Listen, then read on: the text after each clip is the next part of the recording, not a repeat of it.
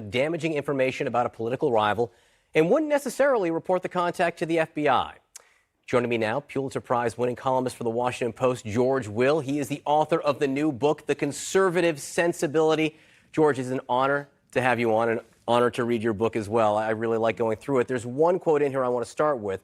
The proper question for conservatives is, what do you seek to conserve? The proper answer is concise but deceptively simple. We seek to conserve the American founding. What would the founding fathers think about Donald Trump? I think they would say that we have a constitutional disequilibrium because for 100 years now, the news has been illustrating, as the news this morning illustrates the theme of my book. You were just talking about Congress's impotence regarding the arms sales to Saudi Arabia, Congress's impotence regarding the repurposing of funds, taking funds appropriated for one thing and spending it on another on a wall, Congress's impotence regarding the president's declaration of an emergency, spurious emergency to impose taxes called tariffs on the American people. This is the result of more than a century of Congress under both parties giving away powers they have no right to give away to presidents of both parties. This is a direct result of the progressive repudiation of the founders' constitutional architecture of a separation of powers in order to emancipate presidents. As a result, we have presidential government of a sort the founders never would have desired. And you know that this has happened and was happening before the current president took office. And also, I would note that nowhere in this book, not once, do you mention the name Donald Trump. Why? Well, I also don't mention Charlemagne or Doris Day. This is a book about ideas. This is a book of intellectual archaeology, if you will, to reestablish the dignity and momentum of the conservative persuasion in the United States, going back through Lincoln and all the way to Madison. The current president isn't involved in the American tradition of ideas in politics.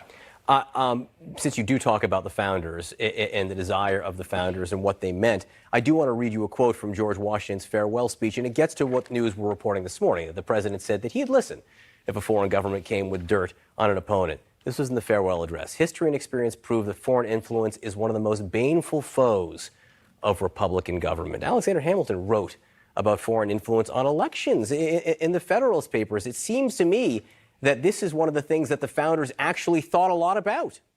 They were terribly worried at that time that the British would continue to interfere or that the French from the revolutionary government would interfere. This was uppermost in their minds.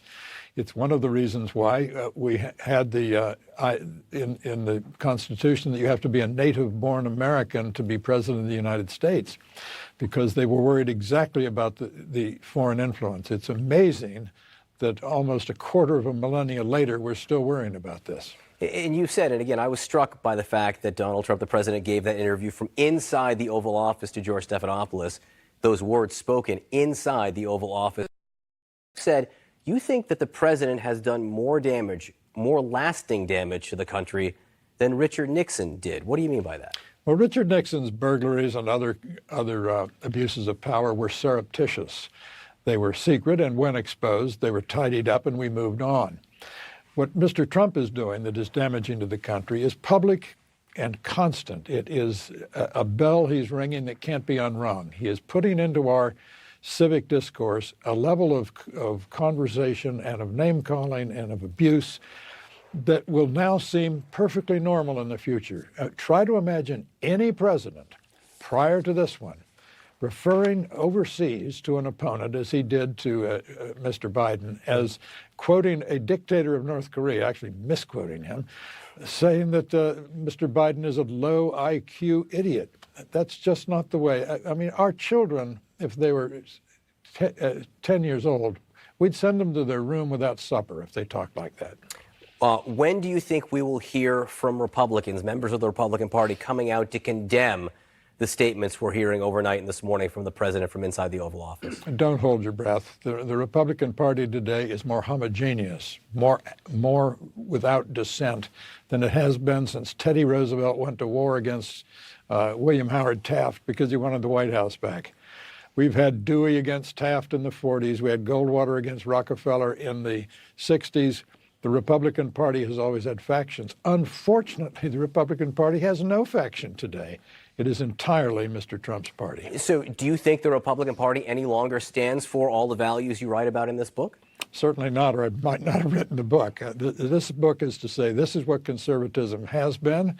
It's a dignified, useful persuasion, and it can be again.